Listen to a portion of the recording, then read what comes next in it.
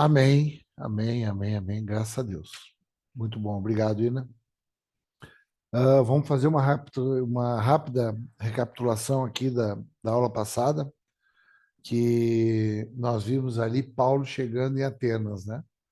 Paulo chegando em Atenas ali, quando Silas e Timóteo ficaram na Macedônia, ficaram em Bereia e Tessalônica, e Paulo teve aquele contato ali com aquele ambiente de idolatria, né? Com aquele ambiente ali completamente idólatra e pagão, né?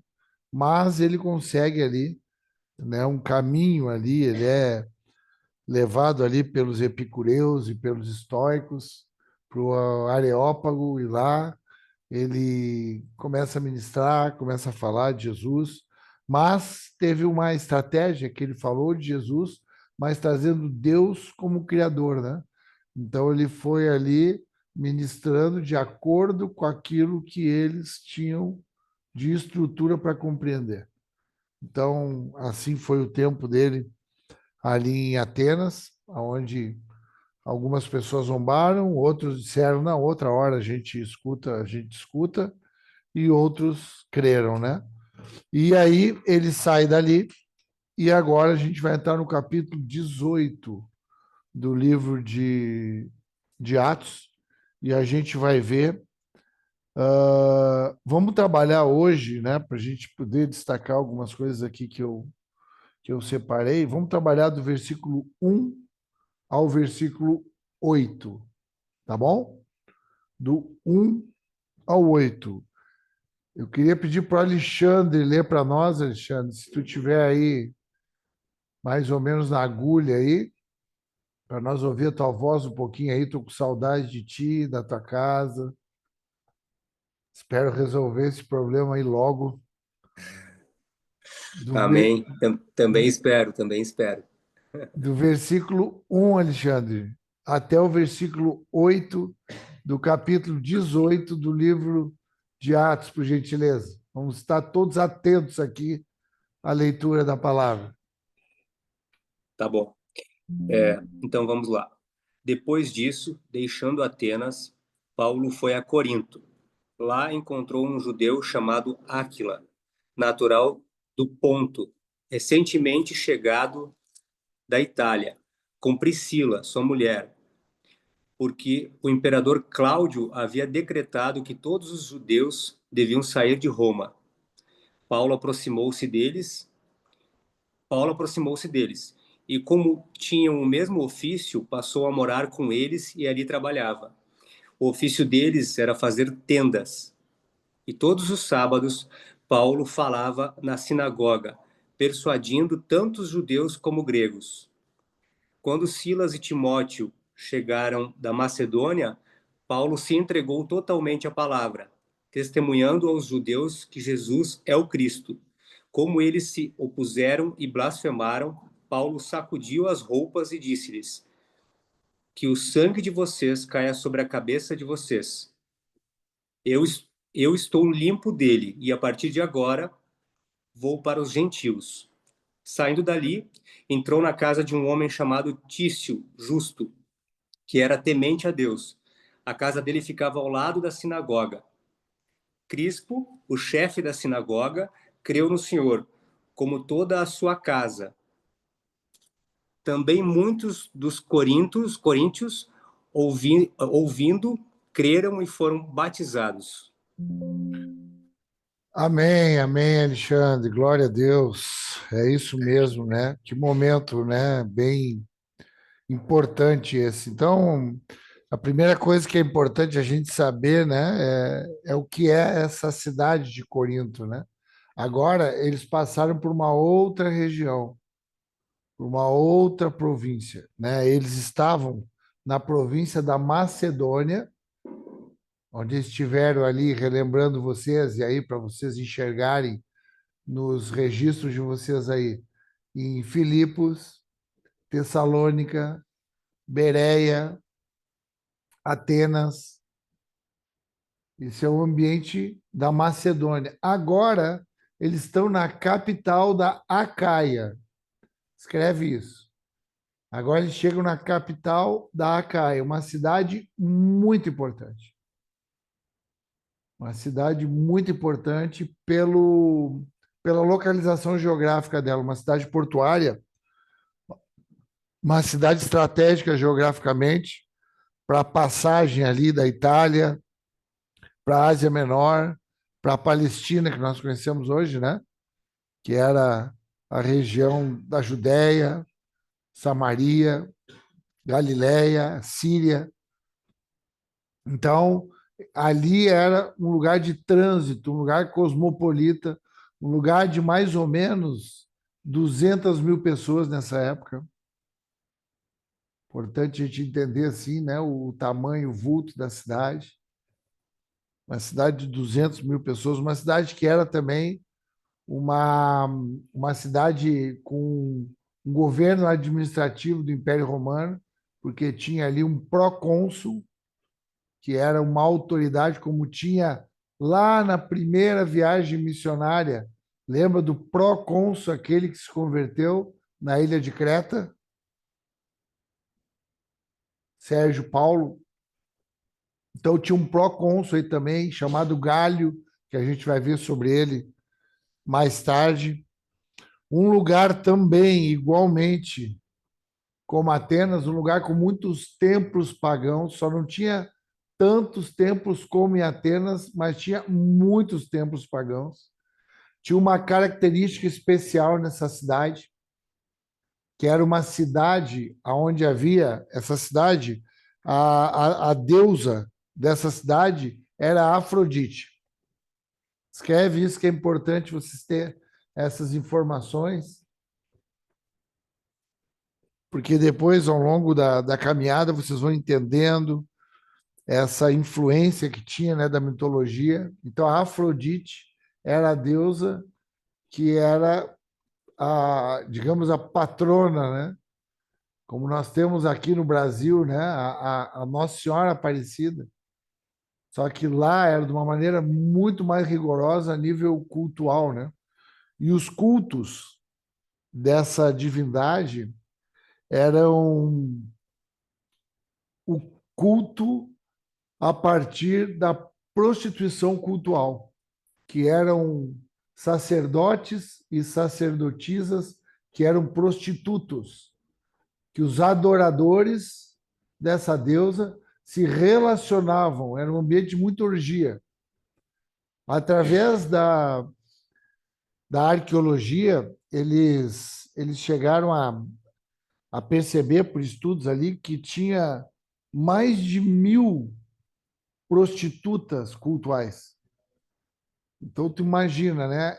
A cidade de Corinto, ela era tão dada à imoralidade, era tão respirava imoralidade, que havia um dito assim naquela região que se quisesse falar que alguma pessoa era imoral ou que algum ambiente era imoral, aí se dizia assim, esse tá corintiando, esse aí é um coríntio. Isso que ele está fazendo é corintiar, porque de tão evidente que era isso, se tornou um jargão, se tornou um rótulo para as pessoas que eram imorais, né? Então isso era muito forte naquela região. Por conta disso, a gente vê muitos problemas de moralidade na igreja de Corinto. Quando a gente vê a primeira e a segunda carta que nós temos, né? Já nós sabemos que são 4 cartas, né? Que nós temos a terceira, nós temos a segunda e a quarta. A primeira e a terceira, elas se extraviaram, né? Mas para tu ver que muitas vezes Paulo teve que intervir ali através dessas cartas, porque um dos motivos era a imoralidade e o outro era o partidarismo.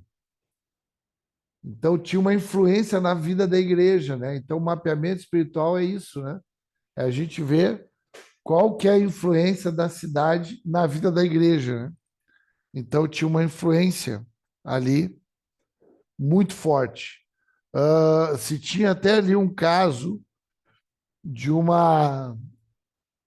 de uma de um pai com relação com uma filha, um caso de incesto e outros casos assim muito ligados à imoralidade, porque essas religiões ali naquela época, e né, vamos falar especificamente nessa cidade, eram religiões que eles valorizavam muito as estações, eles valorizavam muito a fecundação da terra, a colheita, né, porque era um ambiente ah, ah, preponderantemente agropecuário.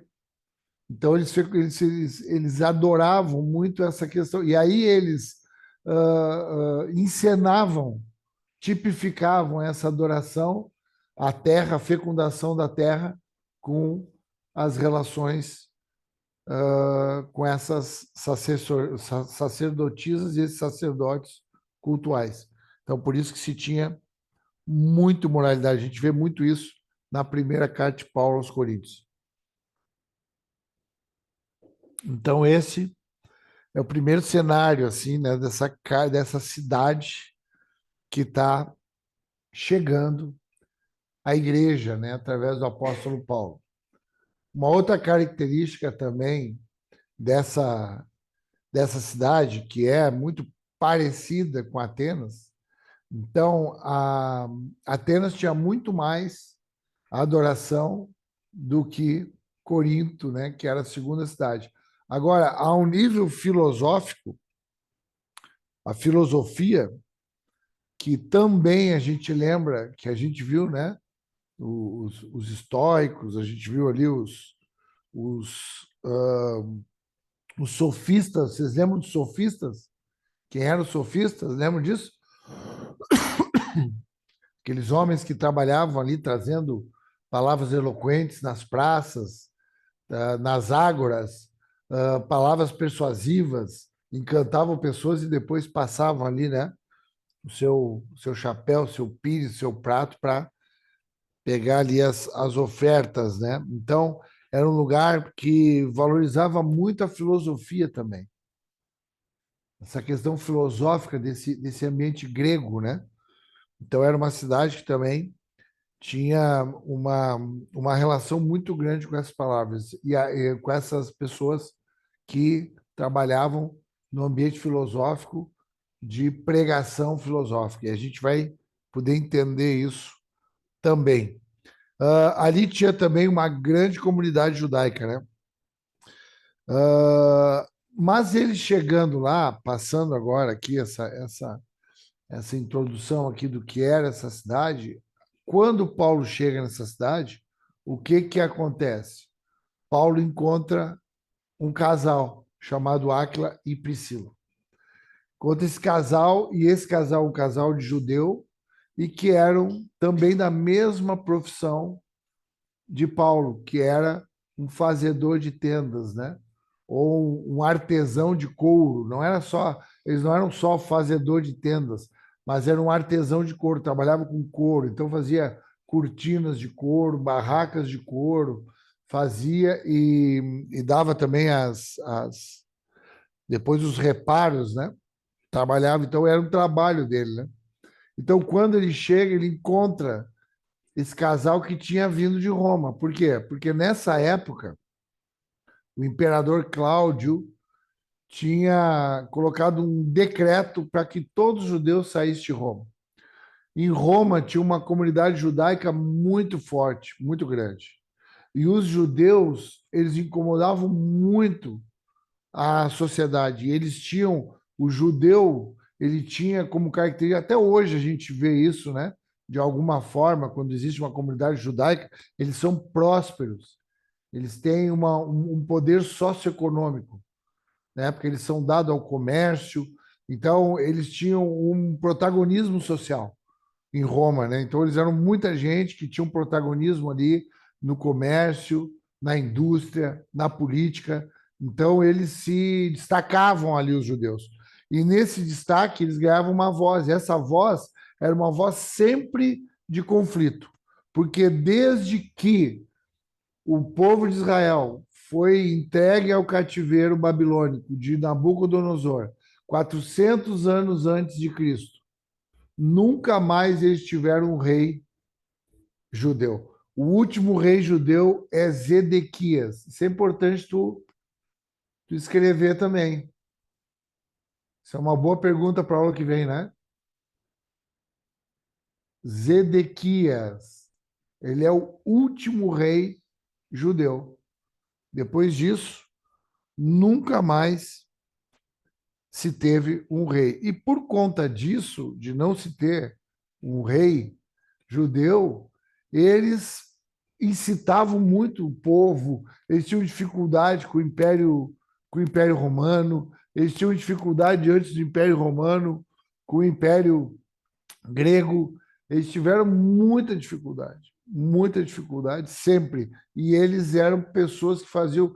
A gente vê, né, que eles tinham essa tendência de fazer um tumulto quando chega ali o apóstolo Paulo nas cidades, eles se levantam em perseguição, né? Então eles faziam uma confusão, um conflito ali, quando se dizia respeito a essas coisas. Nessa época ainda, esse ano é mais ou menos, vamos colocar ali o ano 40 do primeiro século, nesse ano aqui, o Império Romano ainda confundia, não entendia muito bem a diferença entre cristianismo e judaísmo. Então ele não conseguia entender. Então para eles era uma coisa só.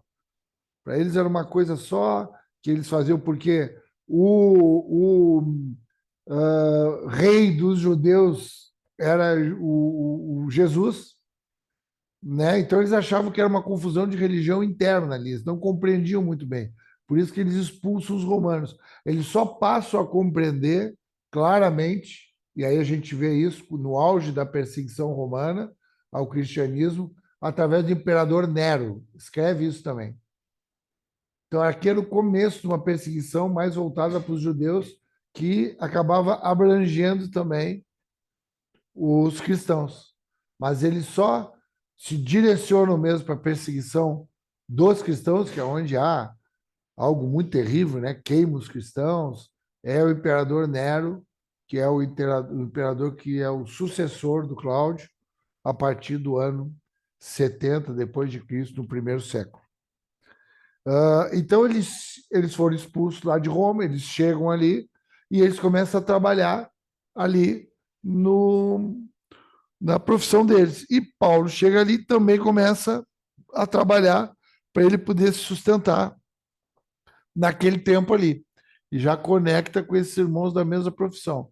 Então, como é importante aqui, irmãos, já queria assim chamar a atenção, como é importante a gente chegar num lugar e conectar com as pessoas, né? Chegar num lugar e encontrar pessoas que caminham ali na mesma fé, na mesma direção, mesmo que a gente esteja ali trabalhando num trabalho ali profissional, porque os judeus eles tinham uma característica. Os judeus desde criança eles tinham que encontrar uma profissão.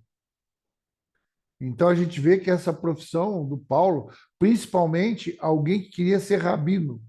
Então alguém que desejava ser um rabino, um orientador judeu, ele tinha que ter uma profissão. E geralmente essa profissão era a profissão dos pais. Assim como era com Jesus, né? José era carpinteiro, Jesus, por consequência disso, também era carpinteiro. Então, provavelmente, ele tenha herdado essa profissão aí dos pais dele, né? O Paulo. Amém, queridos? Graças a Deus. Então, eles chegam ali e começam a trabalhar, e começam, porque era muito fácil, né? Porque aonde ele chegava, ele podia montar ali uma lojinha, uma oficina, para poder confeccionar ali tendas, cortinas, ser um artesão de couro, né? E poder fazer reparo também. E ali ele recebia uma provisão.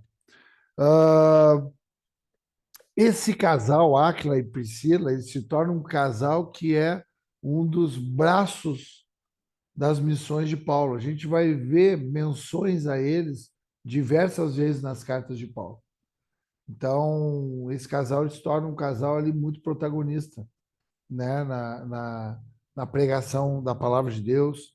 A gente vai ver algumas vezes esse casal aí junto nas viagens missionárias. Então, É importante a gente saber esse contexto aí do Áquila, da Priscila, da profissão do Paulo, da cidade de Corinto. Ele chegando na cidade de Corinto, a gente vê ali que ele segue aquela regra, né? Qual é que era a regra quando Paulo chegava numa cidade? Ele procurava uma sinagoga.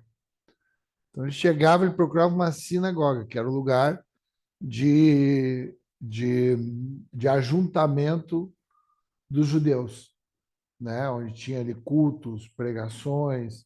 Então tinha uma comunidade judaica em Corinto muito bem estabelecida, e ele ia lá, porque, lembrando, lá na sinagoga, ele, como um rabino, ele tinha a oportunidade de falar, né? Dava oportunidade para ele, chegava um rabino que ele não conhecia, olha, vem aqui, pode falar para nós, e aonde ele aproveitava ali para trazer as escrituras e trazer Jesus, que era o Messias, que era o Cristo, e trazia, comparando com as Escrituras, a gente já viu isso, né?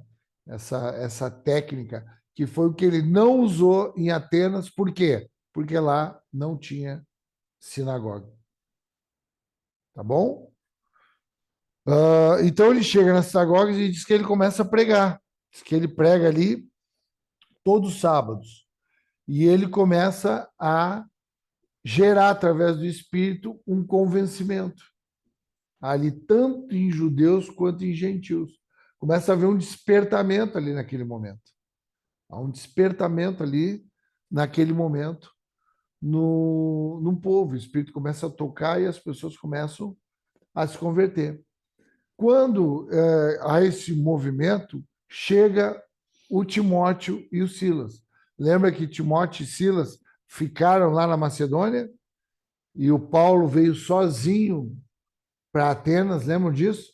Isso é importante a gente saber, presta atenção nisso. Procura entrar nesse movimento, procura entrar nessa história.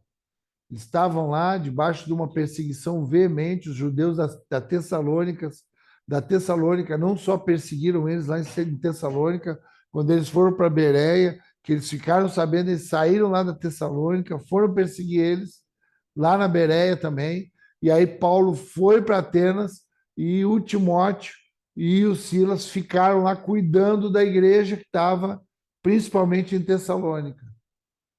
Ficaram lá na região. E Paulo ficou esperando eles voltarem. Ele passou o tempo ali em Atenas, eles não vieram. Agora, quando ele chega em Corinto, vem lá da Macedônia para Acaia. Corinto é a capital da província da Acaia. Aí eles vêm agora e se encontram com o Paulo. E aí, quando eles se encontram com Paulo, eles não só veem, e a gente vê isso lá no primeiro livro de Tessalonicenses, a gente estudou isso, pode ser que algum de vocês lembre, né? Se bem que faz muito tempo, foi o primeiro livro que nós estudamos na etapa, né? Lá no auge da pandemia, 2020. A gente estudou esse livro e quando eles vêm da Tessalônica, lá da igreja, deve ter ficado mais ou menos de 3 a 6 meses lá em Tessalônica. Quando eles vêm da Macedônia, eles não só vêm com as notícias da igreja, mas eles trazem também uma oferta muito generosa. Eles carregam com eles ali uma oferta muito generosa. Eles trazem junto. Por conta dessa oferta generosa, ele pode se dedicar agora integralmente à pregação da palavra. Então, antes ele só pregava a palavra na sinagoga, né?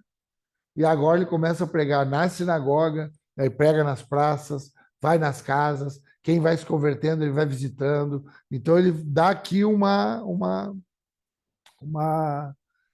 acelerada na pregação aqui, quando chega o Timóteo e o Silas. E o que acontece quando ele faz isso?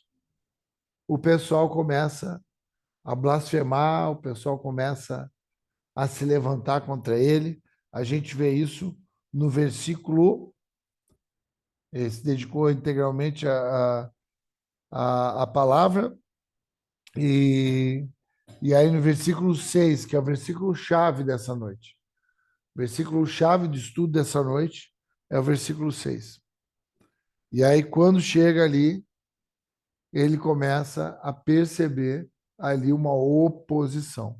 Começa a se levantar uma oposição. Tu imagina, conforme vai avançando o evangelho, vai avançando a pregação, vai avançando o Espírito Santo, ele agora se dedica integralmente e agora vem junto com isso a oposição. Se levantam agora e diz, começam a insultar ele e começam a blasfemar contra o que eles estão fazendo. E aí ele se posiciona, né? E a posição dele é ele sacode a roupa dele, que é o que diz, né? Ele sacudiu o pó de sua roupa e disse: Vocês são responsáveis pela sua própria destruição, diz na minha versão aqui. Eu sou inocente, de agora em diante pregarei aos gentios. E aí a tradução que o Alexandre leu é que o sangue de vocês vai ser sobre a cabeça de vocês, né? É isso que vocês têm aí, alguns de vocês aí? A nossa ali que nós colocamos diz isso, Samuel? A nossa diz que vocês são responsáveis por sua própria justiça. É igual a mim, então.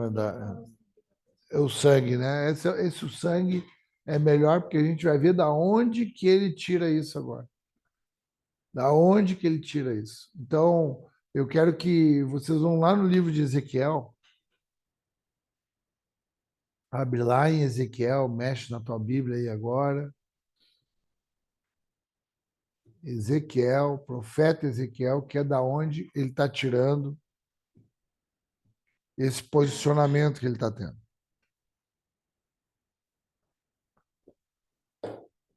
De agora em diante, ele está dizendo: não vou mais me dedicar aos judeus, não vou mais me dedicar às sinagogas, agora eu vou para os gentios. Em que a blasfêmia, os insultos vinha da parte dos judeus. Então, quando ele diz isso, é lá em Ezequiel 33. Olha o que Deus fala lá para Ezequiel.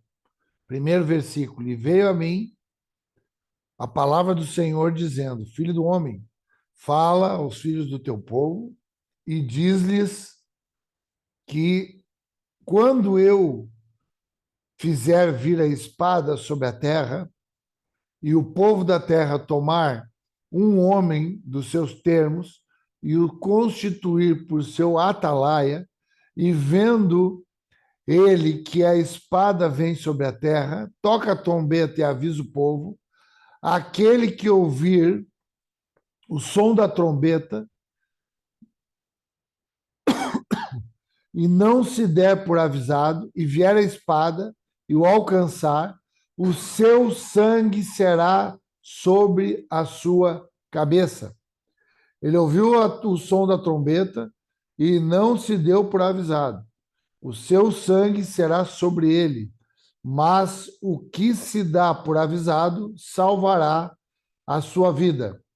Mas se quando o atalaia vir que vem a espada, não tocar a trombeta e não for avisado o povo, a espada vier e levar uma vida dentre eles, esse tal foi levado por sua iniquidade. Porém, o sangue requererei da mão do atalaia.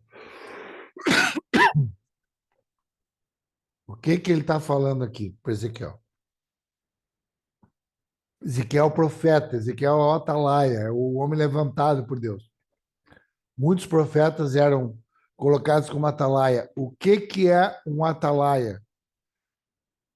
Quem é que pode me dizer aí o que é um atalaia? Quem é que tem coragem aí? O que é um atalaia? Eram vigia da cidade? Exatamente, Omar. Os atalaias ficavam em cima dos muros da cidade, vigiando para ver a aproximação dos inimigos. E quando vinha a aproximação dos inimigos, ele tocava uma trombeta. Tinha um sinal específico, né, da chegada dos inimigos para a cidade ficar atenta agora com a chegada do inimigo. Então, o que ele está dizendo é: toca a trombeta, toca a trombeta. Se tu tocar a trombeta, quem não ouvir, a responsabilidade é dessa pessoa. Agora, se tu não tocar a trombeta e essa pessoa se perder, a responsabilidade eu vou cobrar de ti. Então, é dessa alusão que o Paulo fala. É disso que o Paulo está falando. Olha, eu fui o atalaia, eu falei, eu anunciei, eu preguei, eu disse, eu estou andando aqui na cidade aqui um tempo. Então agora vocês não ouviram, vocês não estão dando atenção. Então agora o sangue, porque a espada vai vir e o sangue vai ser sobre a cabeça de vocês e não da minha. Então aqui ele tem uma palavra forte aqui, né? Pessoas que não estão ouvindo, né, a palavra do Senhor, né? E uma palavra também como é importante a gente não se calar, né? Cuidado para tu não te calar e acontecer alguma coisa e o sangue dessa pessoa ser cobrado das tuas mãos, né? Isso é muito perigoso. Por isso que a gente é orientado a pregar em todo tempo, né? Mas também é um tempo que tu tem que daqui a pouco fazer como Paulo e deixar. E quando ele fala também que sacode as suas vestes, ele faz uma alusão a quê? Ao que Jesus ensinou quando enviou os homens para as cidades e para as aldeias. Isso está lá em Mateus 10. Quem é que pode ler aí? Mateus 10, 14. Quem é que consegue abrir rápido aí, já lê para mim. Vamos ver quem é que é mais rápido no gatilho do abrir da Bíblia. E Vamos se ver? ninguém vos receber, nem ouvir vossas palavras, sacudi o pó dos pés ao sairdes daquela casa ou daquela cidade. Muito obrigado, Milene. Olha só, então é isso que ele está falando. Olha, sacudiu as vestes dele, porque a orientação de Jesus é essa. Não foram recebidos, não ouviram vocês, sacode os pés, não fica com nada, vai para outro lugar. É o que ele está fazendo. Eu vou agora para os gentios. Então é isso que ele está se posicionando. E aqui às vezes, irmãos, a gente tem que ter essa noção assim, né? Que às vezes tu ministra para as pessoas, tu fala para um familiar, tu fala para um cônjuge, tu fala para um filho, tu fala para um pai, tu fala, tu prega, e daqui a pouco essa pessoa, tu vê que está fechada para o evangelho, está com o coração fechado. E aí a orientação é essa, não é ficar com raiva da pessoa, não é nada disso, mas é entender que ali está fechado, que agora tu vai começar a lançar pérolas aos porcos. Não há mais agora. Agora tu tem que tomar a dura decisão de sacudir as tuas vestes, sacudir os teus pés e continuar a tua caminhada para aqueles que o Senhor vai te direcionar, que o Senhor vai atrair para ti. Então, isso é uma orientação para a gente também. Então, é isso que ele estava seguindo, né? E uma outra alusão também que aconteceu lá em Mateus 27. Isso aqui eu posso ler aqui, você nem precisa abrir. 27 e 25, só anota aí para ler depois. Na hora da crucificação de Jesus, quando foram soltar Barrabás ali, houve aquela convulsão social ali. No versículo 25 diz: respondendo todo o povo, disse: o seu sangue caia sobre nós e sobre nossos filhos. Então ele está dizendo a mesma coisa, ele está dizendo: olha, nós somos responsáveis por isso, nós validamos isso, o sangue dele vem sobre nós, porque nós testificamos que ele é culpado. Nós estamos assumindo isso. E é interessante isso, né? Porque mesmo na ignorância deles, o sangue de Jesus caiu mesmo sobre a vida deles e quem sabe salvou alguns deles ali também nessa loucura, nessa ignorância que eles estavam naquele momento, né? Para cumprir o lindo propósito de a igreja poder ter acesso à ressurreição e ao plano de salvação. Então, a gente vê, né? Então, essas duas coisas eu queria chamar a atenção. A primeira, quando a igreja vai avançando, quando a igreja vai indo, quando a igreja vai as oposições, as blasfêmias, as perseguições, as calúnias, os levantes, eles são necessários.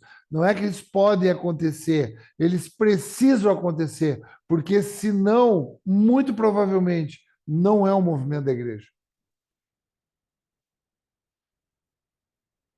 Não se fica chateado com essas coisas, se fica atento,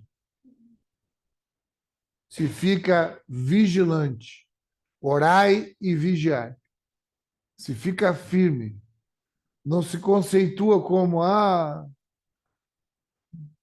quanto mais eu rezo, mais assombração me aparece. Que azar. Olha só, eu sou tão bonzinho. As pessoas... Não, não, isso é assim, a igreja que vai andando, a perseguição, a calúnia, a injúria, ela vai chegando para ser absorvida pela graça de Deus que está na vida da igreja, né? Então, é importante mesmo a gente ter essa noção.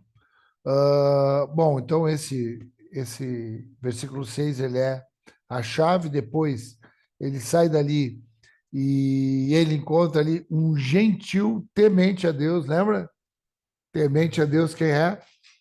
Lá da linha do Cornélio, um gentil temente a Deus, que não é um prosélito que tinha se circuncidado, mas que era um temente a Deus, um piedoso, que tinha uma admiração e fazia algumas práticas ali judaicas, mas que não tinha assumido uma posição de circuncisão, né?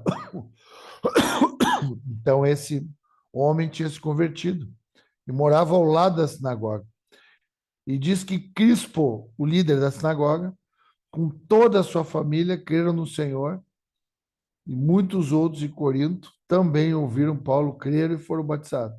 Então tu vê que ali havia um movimento ali, tanto os judeus como os gentios, né? Porque o Cristo, o príncipe, quem é o principal da sinagoga? Isso é bom tu anotar aí para tu saber. O principal da sinagoga, ele não é o rabino, ele é como se fosse o diácono. O cara que era responsável ali pela liturgia, o cara que era responsável ali pelo culto, pela administração, questão do dinheiro, das compras, a limpeza. Era ele que conduzia ali a questão da leitura da Torá. Então ele era o cara importante ali. Esse cara se converteu. Imagina esse cara vivendo ali, né, o judaísmo todo o tempo de forma serviçal mesmo, né? Um diácono. Diácono quer dizer serviço, né? O ministério do diaconato, da diaconia, as diaconisas. Então ele era esse homem era o que era um supervisor do culto, ele se converte, né? Mas o que eu quero chamar a atenção para nós terminar aqui, eu queria finalizar aqui fazendo uma alusão aqui, uma sublinhação aqui em relação à maneira que Paulo falava. A gente lembra que Paulo era um cara letrado, era um cara culto, era um cara que ele transitava por três raças, ele transitava nos gentios, ele transitava nos romanos, ele transitava nos judeus, ele era um homem de Tarso. Lembra que nós vimos na aula passada que Tarso era um lugar também de muita cultura e de muita filosofia. Então ele era um homem, ele era um judeu, ele era um fariseu, ele era um homem zeloso pela lei, ele era um rabino. Então ele tinha muita condição de poder ser um desses que filosofa, que fala, né? Ele poderia ser esses sofistas. Só que ele fazia questão de dizer, não é isso, porque é muito parecido, a pregação da palavra é muito parecido com um sofista. Então, um sofista, o que é um falso profeta? É um sofista. É alguém que prega a palavra, é alguém que tem poder de convencimento, ele tem uma capacidade persuasiva, ele tem uma retórica, uma oratória, ele se impõe. Só que aquilo é humano, é uma sabedoria humana. É usado aquilo ali com interesse próprio. Ele mesmo se apresenta. Ele se apresenta para ser aplaudido, para ganhar o sustento dele. Isso era muito comum e as pessoas eram admiradas. Elas eram ovacionadas nesse ambiente de Atenas, de Corinto, de Tarso, de Éfeso. Essas pessoas à praça, iam para a praça e havia aquelas explanações de teses. Por que que eu quero chamar atenção? Porque hoje a gente vê muito isso, irmãos. Hoje a gente vê retórica, oratória, explanações de teses infindáveis. É infinito, conteúdos infinitos. Maneira se aprende de forma eloquente, a trazer a própria palavra de Deus. Isso é convincente também, isso é atraente, isso é fascinante, é encantador, é sedutor. E Paulo fazia questão de dizer: eu não veio dessa forma. E aí eu quero pegar com vocês, aí eu faço questão que vocês abram o texto em 1 Coríntios, quando ele escreve para os Coríntios, que é a cidade que ele está chegando. Abre 1 Coríntios, no capítulo 2.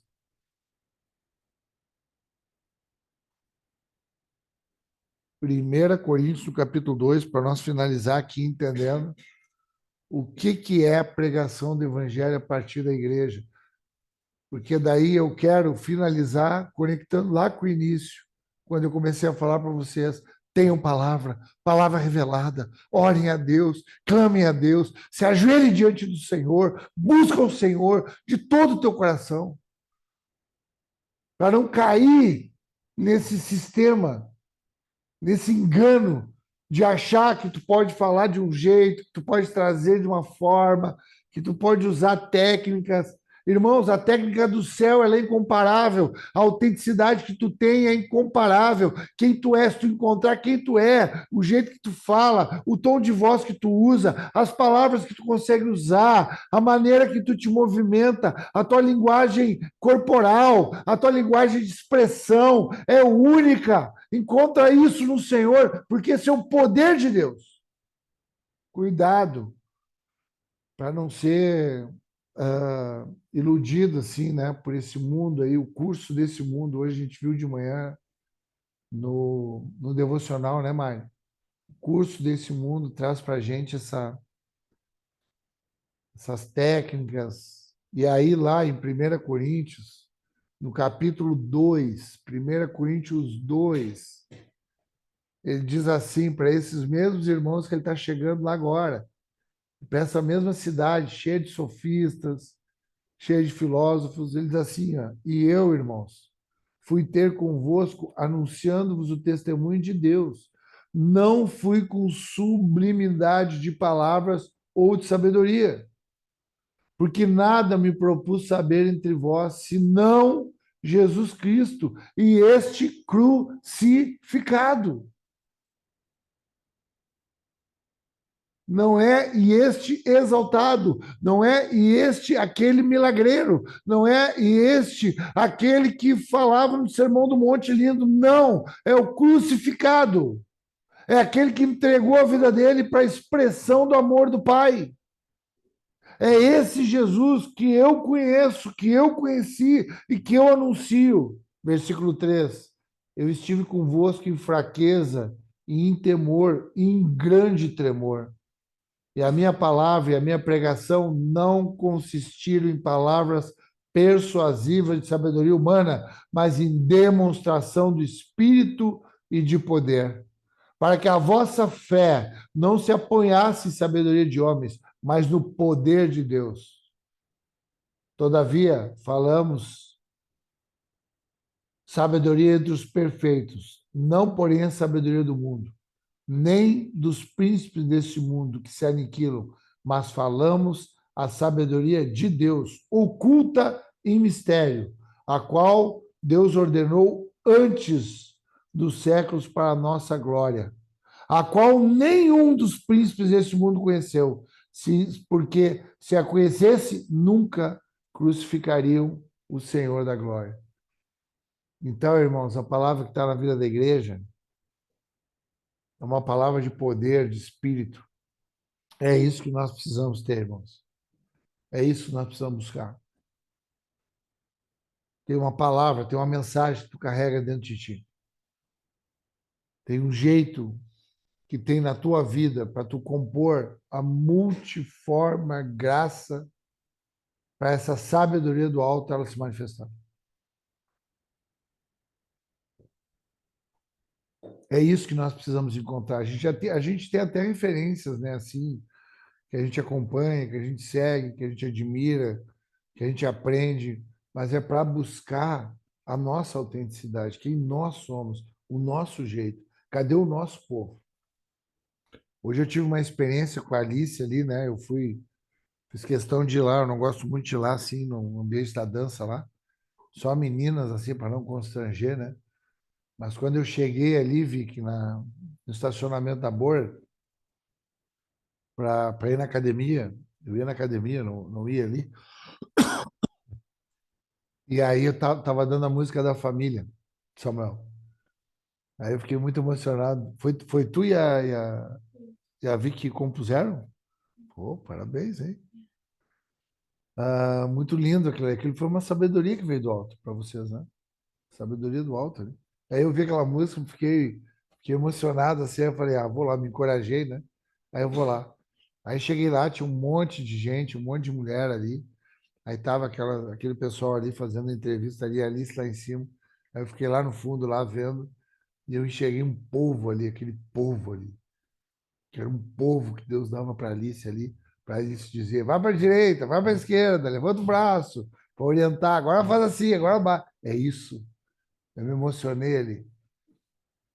Que é isso. Cada um de nós tem um povo dentro da gente, que estão esperando a gente para dizer, vai para cá, vai para lá, vai para Jesus, esse Jesus é assim, a palavra. Mas para isso a gente tem que encontrar a nossa essência, nosso chamado, a nossa vocação. Qual é a vocação? Qual é a tua vocação? Para quem que foi dado? Você tem que te fazer essa pergunta continuamente. Para quem que eu fui dado? Para quem que eu vou? Eu faço a pergunta para mim, para quem que é? É para os empresários? É para os jogadores? É para quem é? A gente precisa encontrar isso. E ter muita disposição em temor, em tremor, para apresentar esse Cristo crucificado, né? Sem nenhum tipo de vaidade, mas uma plenitude de humildade e de gratidão. Então é assim que eu vi que Paulo chegou nesse primeiro momento e eu queria fazer essa ligação aí do início, né, que eu disse, pô, tem que ter palavra. Eu converso com a Aline Saraiva aqui e depois esse homem aqui, que é esse tipo de palavra. Ele abriu mão de tudo aquilo que ele tinha para ele poder se vender, para ele poder anunciar um Cristo crucificado e não se anunciar a si próprio. Posso muito bem falar de alguma coisa, mas no fundo o que eu quero é me anunciar. No fundo, a motivação que eu tenho é que me vejam, né? Então não é isso. Não é isso. É anunciar Cristo crucificado. Amém? Então chegamos nessa primeira etapa aí de Corinto. Acho que eu que estou apagando aqui. Aí que deu um apagão aqui, mas lá ficou bom lá. Bati com o pé. É a primeira etapa de Corinto aí, bastante coisa, né, que a gente conseguiu extrair nesses primeiros versículos e seguimos em frente. Não sei se alguém tem alguma colocação, alguma pergunta, alguma correção, alguma contribuição.